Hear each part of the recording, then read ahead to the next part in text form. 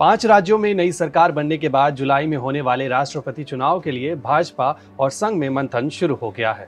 राष्ट्रपति रामनाथ कोविंद का कार्यकाल 25 जुलाई 2022 को खत्म हो रहा है, यानी 5 महीने बाद राष्ट्रपति पद के लिए चुनाव प्रक्रिया शुरू हो जाएगी। इससे पहले भाजपा और आरएसएस के भीतर राष्ट्रपति पद के प्रत्याशियों के नामों को लेकर चर्चा जोरों पर है। राष्ट्रपति पद के प्रत्याशियों के लिए 4 नामों को लेकर सबसे अधिक चर्चा है, जिसमें यूपी की राज्यपाल आनंदीबेन पटेल, केरल के गवर्नर आरिफ मोहम्मद खान, कर्नाटक के राज्यपाल थावरचंद गहलोत और उपराष्ट्रपति वेंकैया नायडू प्रमुखता से शामिल हैं। तो आइए जानते हैं कि आखिर क्यों राष्ट्रपति पद के लिए इन्हीं चारों नाम को लेकर चर्चा हो रही है। अब तक देश में महिला राष्ट्रपति के बनने की बात करें तो प्रतिभा देवी सिंह पाटिल आजाद भारत के इतिहास की पहली महिला राष्ट्रपति थी। इसी फहरिस्त में आनंदीबेन पटेल के नाम की भी चर्चा हो रही है। आनंदीबेन पटेल पीएम नरेंद्र मोदी की बेहद करीबी हैं। वो यूपी की राज्यपाल हैं, साथ ही गुजरात की सीएम भी रह चुकी हैं। तर्क दिया जा रहा है कि एनडीए के पहले कार्यकाल में भाजपा ने वैज्ञानिक अब्दुल कलाम को राष्ट्रपति का प्रत्याशी बनाया था। वो राष्ट्रपति भी बने। मुस्लिम और दलित के बाद अब भाजपा एक महिला को राष्ट्रपति बनाकर 2024 से पहले महिलाओं में भी एक बड़ा सियासी संदेश देना चाहती है।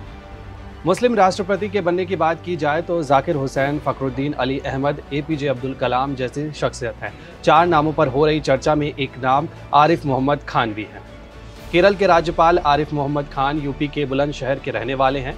शाहबानो केस को लेकर आरिफ ने राजीव गांधी सरकार में केंद्रीय मंत्री पद से इस्तीफा दे दिया था, जिसके बाद वो सुर्खियों में आए थे। 3 तलाक, सीएए जैसे मामलों पर आरिफ हमेशा भाजपा के लिए ढाल बने रहे। ऐसे में भाजपा और आरएसएस एक बार फिर से मुस्लिम चेहरे को राष्ट्रपति बनाकर न केवल भारत बल्कि पूरी दुनिया में ये मैसेज देने की कोशिश करना चाहेगी कि वो मुस्लिम विरोधी नहीं बल्कि तुष्टीकरण का विरोध करते हैं।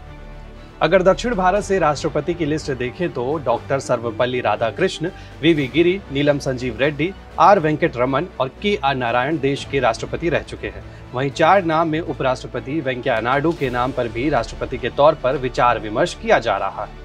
उपराष्ट्रपति वेंकैया नायडू आंध्र प्रदेश के रहने वाले हैं और लंबे समय से भाजपा से जुड़े हैं।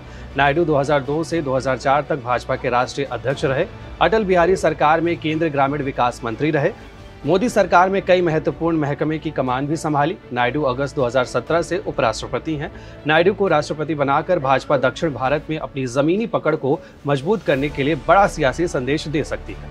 अब तक दलित राष्ट्रपति की बात की जाए तो के.आर. नारायण और रामनाथ कोविंद, जो मौजूदा समय में राष्ट्रपति के पद पर विस्थापित है। 4 नामों की सूची में थावरचंद गहलोत भी शामिल हैं। राष्ट्रपति पद के प्रत्याशी के लिए यदि किसी दलित प्रत्याशी के नाम पर विचार किया गया तो पहला नाम कर्नाटक के राज्यपाल थावरचंद गहलोत का होगा।